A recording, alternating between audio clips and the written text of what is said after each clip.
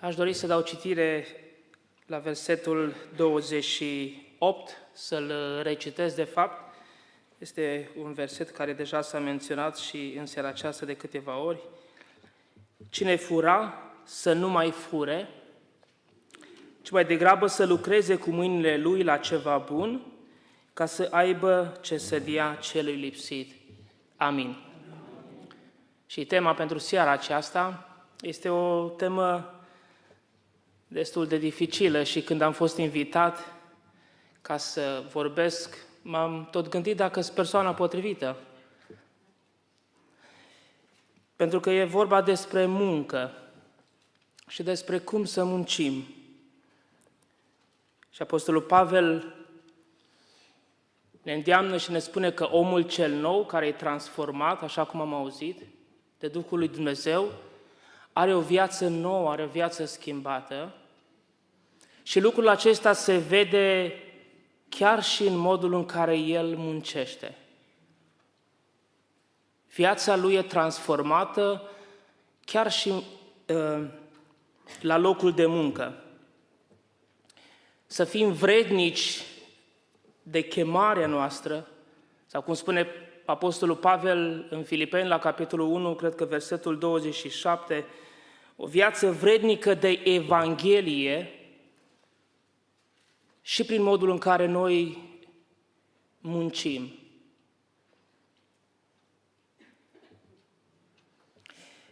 Când este vorba despre muncă și despre a fi vrednic de chemare și de Evanghelie, chiar și la locul de muncă, a fi vrednic, expresia aceasta, înseamnă a fi demn sau a te ridica la un standard.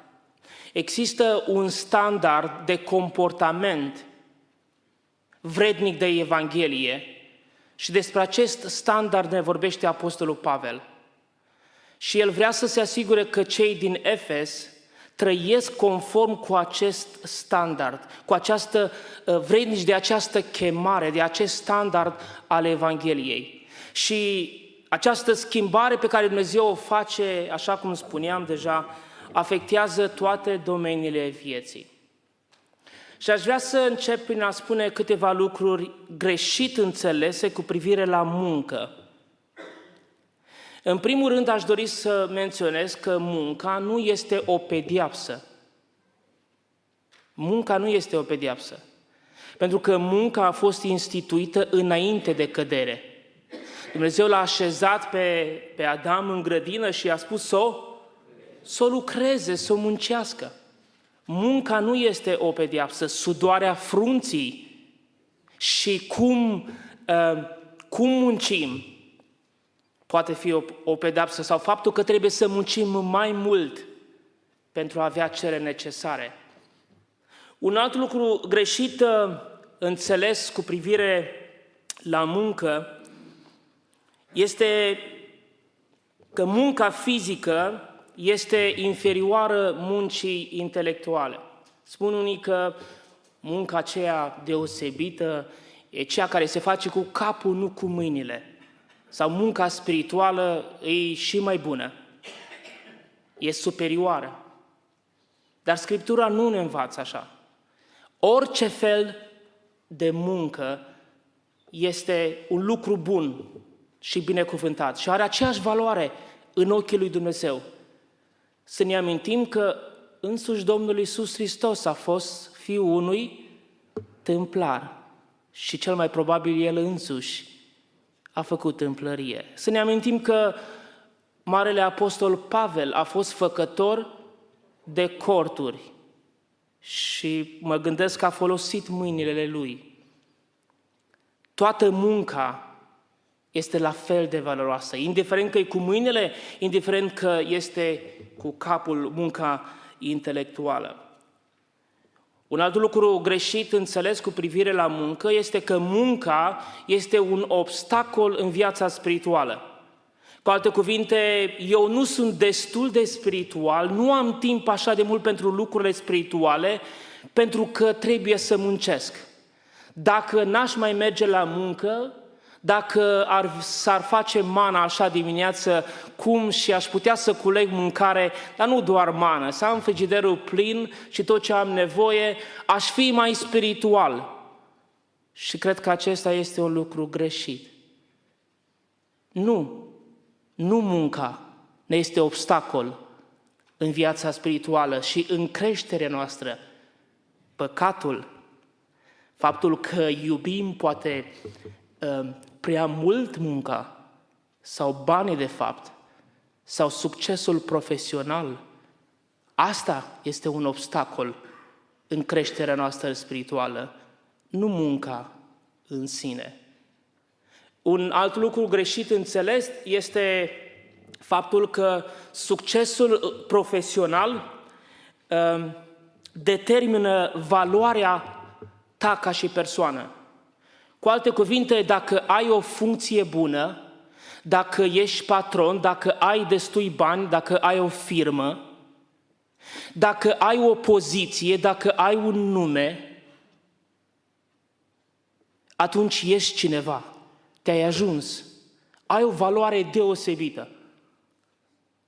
Dacă ai un salariu mare, înseamnă că ești cineva, l-ai meritat, ai muncit tu pe brând și datorită ție și înțelepciunii tale. Însă, valoarea noastră nu este dată de succesul nostru. Nu înseamnă că dacă eu am o firmă cu mulți angajați, nu înseamnă că dacă eu am o poziție în societate, nu înseamnă că dacă am un titlu oarecare, nu înseamnă că dacă am un salariu mare, înseamnă că sunt cineva și am o valoare deosebită. Valoarea nu este dată, valoarea noastră nu este dată de succesul nostru profesional și la locul de muncă. Un alt lucru greșit este că dacă am avea destulă credință, am putea să avem totul pe masă fără niciun efort. Ne lipsește credința. Dacă am avea mai multă credință, n-ar trebui să mergem, că doar Domnul dă celor care sunt ai Lui pâinea ca prin somn, nu? Adică ai credință, mergi la culcare și dimineață frigiderul e plin. Și este un lucru greșit înțeles. Da, noi ne bazăm pe Dumnezeu, avem credință în El, ne punem încrederea în El că ne poartă de grijă. Dar dimineață, când sună ceasul, mergem la muncă. Așadar, sunt câteva lucruri pe care poate le înțelegem greșit cu privire la muncă. Și Apostolul Pavel vrea să amintească celor din Efes că munca are o valoare deosebită și că Dumnezeu, când schimbă un om, când face o făptură nouă, un om nou, când aduce transformare într-un om, El schimbă în omul acela chiar și modul în care el lucrează la locul de muncă. Și dintr-un om care fura, acum omul acesta nu mai fură. Dar poate unii dintre noi spunem, dar eu nu mai fur. Că furatul era numai la fabrică înainte de 89, mulți oameni luau de la fabrică, da? Și făceau poate lucruri care nu erau corecte înaintea lui Dumnezeu. Și poate spunem, da, dar noi în ziua de astăzi nu mai avem așa de mult, sunt camere de luat vederi, însă aș vrea să ne întrebăm dacă nu cumva noi putem să ne facem munca necinstită într-un alt fel în secolul acesta, în anii aceștia. Poate că furăm ceva care nu e a nostru din punct de vedere intelectual. Poate că facem o fraudă financiară sau dacă avem o firmă, poate că nu plătim taxele. Poate că manipulăm în afaceri, poate corupem pe alții sau ne lăsăm corupți. Poate că nu ne asumăm toate responsabilitățile la locul de muncă. Poate că am semnat un contract că o să facem asta și nu prea ne facem treaba așa cum trebuie. Poate lucrăm la stat și, cum spune unii, dacă tot lucrezi la stat, cel mai bine este statul degeaba. Și nu trebuie să fie așa. Dumnezeu ne schimbă viața noastră și Dumnezeu ne schimbă și modul în care noi lucrăm. Și de ce? De ce munca noastră reflectă transformarea? Pentru că munca, scopul principal al muncii, nu este doar sau nu este neapărat ca să împlinească nevoile noastre. Scopul principal este să aducă slavă lui Dumnezeu. Pentru că Apostolul Pavel spune în Coloseni la capitolul 3 cu 23, orice faceți, să faceți din toată inima ca pentru Domnul. Nu ca pentru un șef, nu pentru ca cineva să te vadă, nu ca să obții neapărat o promovare. Pentru că e așa de periculos să lucrăm pentru oameni, pentru că vrem să impresionăm când sunt de față și când nu sunt de față, ce facem? Stăm degeaba. Să treacă timpul, să vină ora de plecare. Și asta nu înseamnă să lucrăm cinstit. Asta nu înseamnă să lucreze cu mâinile lui la ceva bun. Nu înseamnă să aducem slavă lui Dumnezeu. Și când Dumnezeu schimbă un om, schimbă și motivul principal pentru care el lucrează. Să aducă slavă și glorie lui Dumnezeu. Acesta trebuie să fie motivul nostru principal. Și când ne văd cei care ne conduc și când nu ne văd. Și Apostolul Pavel spune, căci căutăm, la 2 Corinteni 8 cu 21, căci căutăm să lucrăm cinstit nu numai înaintea Domnului, ci și înaintea oamenilor. Cui dintre noi îi place să aibă șefi? Ne-ar place să fim doar șefii noștri, așa? Să nu dăm socoteală. Și poate uneori spunem, eu dau socoteală lui Dumnezeu. Da, în ultimă instanță noi dăm socoteală lui Dumnezeu, dar de multe ori noi trebuie să dăm socoteală și unor oameni aici pe pământ și tare bine ne prinde. Pentru că ei sunt ca o protecție pentru noi. În fiecare lună eu personal trebuie să trimit o grămadă de rapoarte cu ceea ce am făcut, cu ceea ce am realizat, cu ceea ce n-am realizat. Am oameni care îmi cer socoteală și asta ne prinde foarte bine. Pentru că Apostolul Pavel spune că vreau să lucrez cinstit înaintea lui Dumnezeu, dar vreau să lucrez cinstit și față de oameni. Și e bine să dăm socoteală, e bine să ne mai întrebe cineva din când în când, e bine să ne verifice cineva, să ne zică, ia să vedem, trebuie să dai gle, trebuie să dai var, bun, ai făcut bine, aici nu e bine. Hai să schimbăm. Că Dumnezeu când schimbă un om, când transformă un om, transformă, așa cum spuneam, și modul în care el lucrează. Dacă facem o lucrare cuiva, cum spunea fratele Cristi, dacă dă cu var sau pune faianță sau dacă, hai să mai punem niște hârtie acolo în loc de ciment, că nu se vede. Cum am auzit pe cineva acum recent că a săpat ceva la o temelie, lângă temelie și a găsit sticle de plastic în temelie ca să facă economie de beton. Când lucrează un pocăit, nepocăiții trebuie să vadă. Trebuie să aibă încredere, să ne cheme pe noi. Pentru că ei știu, ăsta e pocăit, ăsta face case bune, ăsta e pocăit, ăsta e cinstit. Și asta ne spune Apostolul Pavel. Să lucreze cu mâinile lui la ceva bun. Și dacă ai avut un mod de muncă înainte, modul de viață, modul de a munci și cum te comporți la locul de muncă trebuie să fie diferit. Și trebuie să recunoaștem că dacă suntem cinstiți cu noi, poate că sunt moduri în care nu l-am onorat pe Dumnezeu la locul de muncă. Poate modul în care am vorbit cu colegii, poate modul în care am folosit timpul, poate modul în care am făcut un lucru când trebuia să-l facem de calitate și nu l-am făcut. E o vorbă la noi, la români, că românul se pricepe la toate, așa-i? El construiește casa de la zero și până la acoperiș și face de toate. E un risc foarte mare când suntem buni la toate, dar mai există o expresie, bun la toate și bun la nimic. Chiar dacă facem un lucru sau două, suntem specialiști, să-l facem bine. Pentru că nu-l facem, în primul rând, pentru oameni. Și asta, de fapt, despre asta este vorba când suntem vrednici, adică ne ridicăm la un standard chiar și în privința modului în care muncim. Și poate că sunt domenii în viața noastră în care ar trebui să spunem, Doamne, nu m-am ridicat la standardul pe care Tu mi l-ai cerut. Și că poate e nevoie chiar acum să facem schimbări la modul în care ne folosim timpul la locul de muncă, resursele. Poate trebuie să schimbăm chiar acum ceva. Și mai spune aici Apostolul Pavel un lucru: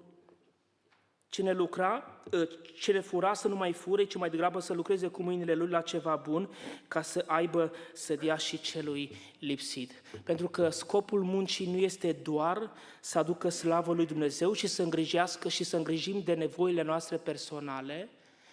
Unul dintre scopurile muncii este și să fim altruiști, să ajutăm pe cel în nevoi. Dumnezeu ne binecuvântează poate cu resurse și uneori poate cu mai mult decât am avea nevoie, nu neapărat ca de fiecare dată să ne ridicăm standardul de viață. Pentru că unde e limita? Dacă am trăit cu, 2000 de euro pe lună și am câștigat 3000, ne ridicăm standardul la 3000 și unde e limita? La 5000, la 10.000, la 20.000?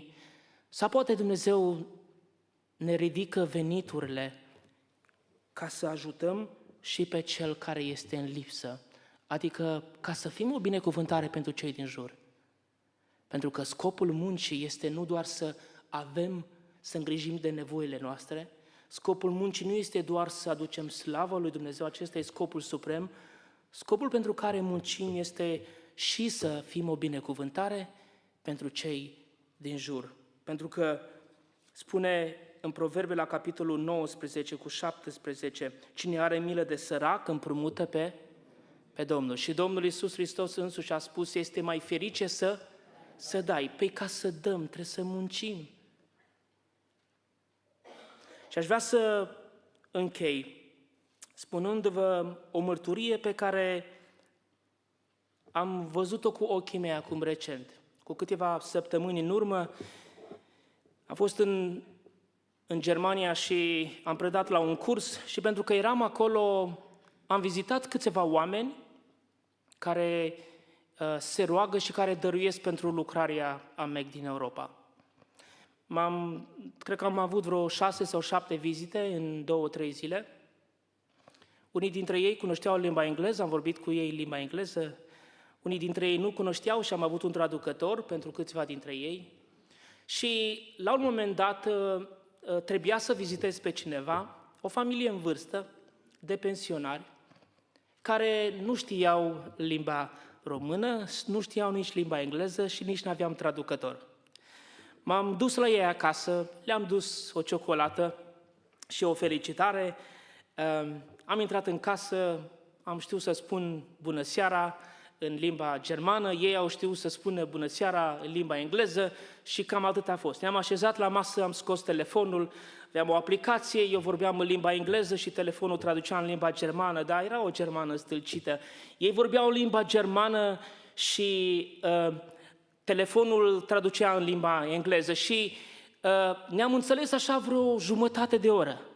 Am vorbit și cu soțul și cu soția și înainte să plec i-am întrebat, tot prin telefon, i-am zis, aș vrea să mă rog pentru dumneavoastră înainte să plec, pentru că dumneavoastră vă rugați foarte mult pentru lucrarea cu copiii din toată Europa, pentru ce aș putea să mă rog eu pentru dumneavoastră?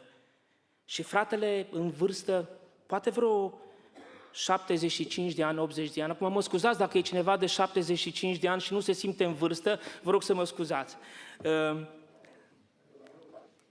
Era și mai bolnav și zice, frate Iulian, noi nu mai putem face mult acum. Zice, da, cu timpul pe care îl avem, cu resursele pe care le mai avem, vrem să folosim totul pentru slava lui Dumnezeu. Roagă-te să avem înțelepciune. Pentru mine a fost o lecție de viață. Pentru că de multe ori spunem, da, am deja o vârstă, am făcut multe pentru Domnul, ce aș putea să mai fac? Și mulți dintre dumneavoastră care sunteți aici, sunteți pensionari. Mai sunt și tineri, poate ne mai urmăresc unii, este loc pentru toată lumea să facem mai mult pentru Domnul. Dar m-a impresionat foarte mult omul acesta, care a muncit o viață întreagă cu siguranță, și el și soția lui, a zis, pentru zilele puține pe care le mai avem de trăit, vrem ca tot timpul nostru și toate resursele noastre să avem înțelepciune să le folosim pentru slava lui Dumnezeu. Ce model frumos! Și așa este omul transformat de Evanghelie. Așa este omul nou pe care Dumnezeu îl transformă. Îi transformă gândirea, îi transformă vorbirea. Cine mințea să nu mai mintă, îi transformă totul, inclusiv modul în care muncește. Și în seara aceasta, în partea a doua, să mărturisim poate Domnului că poate au fost momente în care nu am muncit cum trebuie și poate nevoie să ne pocăim. Să mulțumim Domnului că El ne poartă de grijă. Nu înțelepciunea noastră, nu studiile noastre, nu diplomele noastre, nu cunoștințele noastre ne fac sau ne-au făcut să avem binecuvântare și să avem poate mai mult decât avem nevoie. E doar harul și bunătatea lui Dumnezeu. Să-i mulțumim Domnului că ne poartă de grijă și să ne rugăm ca Dumnezeu să ne deschidă ochii, să putem să folosim o parte din resursele acestea, să dăm și celor care sunt în lipsă, să folosim pentru slava numelui Său. Și spun ca Dumnezeu să ne ajute pe fiecare dintre noi. Amin.